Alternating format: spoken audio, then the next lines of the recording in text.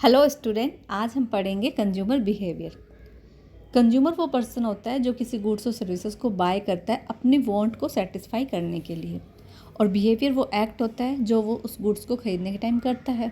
यानी कि कंज्यूमर अपनी इनकम को किस तरीके से स्पेंड करे कि उसकी वांट जो है वो सेटिस्फाई हो जाए, तो इसे हम कहते हैं कंज्यूमर बिहेवियर। और इसकी स्टडी करने के लिए 3 अप्रोच जो है वो बताई गई है, जो हम आगे एक एक वीडियो में पढ़ेंगे। कंज्यूमर इसलिए ज़रूरी है हमारे लिए क्योंकि वो डिमांड को क्रिएट करता है और सर्विसेज को इन्हेंस करता है। अप्रोचेस कौन कौन सी है? फर्स्ट है कार्डिनल यूटिलिटी अप्रोच, फिर है ordinal utility approach and then revealed preference theory. ये तीनों हम 1 बाय 1 बाद में पढ़ेंगे। उससे पहले हम ये देखते हैं कि यूटिलिटी क्या होती है।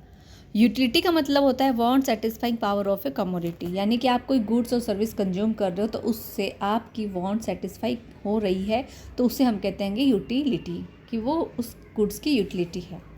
कुछ करेक्टरिस्टिक्स है जिससे हम यूटिलिटी को और अच्छे से जान पाएंगे। फर्स्ट है इट इज़ सब्जेक्टिव। सब्जेक्टिव का मतलब ये है कि ये वेरी करती है पर्सन टू पर्सन। मेरे लिए किसी गुड्स की यूटिलिटी कुछ और हो सकती है, आपके लिए कुछ और हो सकती है। मैं कह दूं कि मेरे को तो कॉफ़ी पसंद है और मेरे को कॉफ़ी से 15 यूटिल मिलते हैं। आप कह दो मुझे भी कॉफ़ी पसंद है लेकिन मुझे तो कॉफ़ी से 18 यूटिल्स मिलते हैं।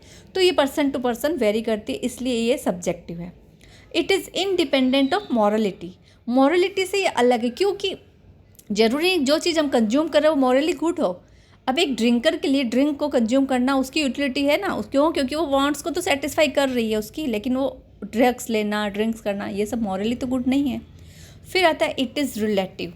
रिलेटिव का मतलब होता है कि utility goods to goods vary करता है। मतलब कि कॉफ़ी की जो यूटिलिटी है ज़रूरी नहीं है कि वो टी की यूटिलिटी हो। हर गुड की अपनी अपनी यूटिलिटी होती है। देन आता है डिफरेंट फ्रॉम यूज़फुलनेस। कोई यूटिलिटी जो है वो यूज़फुल हो ये ज़रूरी नहीं है ना। जैसे कि आप चाकू है ना, कि या फिर कोई ऐसी चीज़ ले लीजिए जो आपकी वांट को सेटिस्फाई कर रहा है लेकिन वो यूज़फुल नहीं है। फिर डिफरेंट फ्रॉम प्लेजर।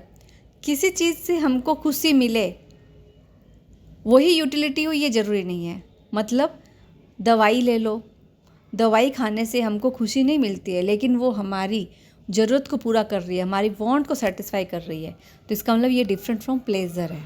यानी कि हमें खुशी नहीं मिल रही है लेकिन हमें यूटिलिटी तो मिल रही है ना उस दवाई को खाने से, हमारी वांट तो सेटिस्फाई हो रही है। फिर आता है डिफरेंट फ्रॉम सेटिस्फैक्शन। हाँ, आप कोई चीज़ ले रहे हैं, जैसे सपोज़ करो कि आप बोलते हो कि मुझे एक चिप्स के पैकेट को आपने देखा और आपने बोला कि ये चिप्स का पैकेट मुझे खाना है क्योंकि मुझे इससे इतनी यूटिल्स मिलेगी, ठीक है।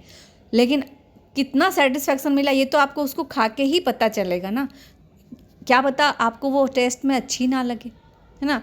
तो यूटिलिटी क्या है? Prior consumption. मतलब आप एक्सपेक्ट करते हो कि मुझे इतनी यूटिलिटी मिल जाएगी, लेकिन सेटिस्फैक्शन क्या होता है कि आपने एक्चुअली क्या कंज्यूम किया, आपको एक्चुअली क्या मिला। तो ये होता है पोस्ट कंजम्पशन। यूटिलिटी कंजम्पशन से पहले का कंसेप्ट है और सेटिस्फैक्शन कंजम्पशन के बाद का कंसेप्ट है। आई होप कि आपको समझ में आया होगा। Thank you.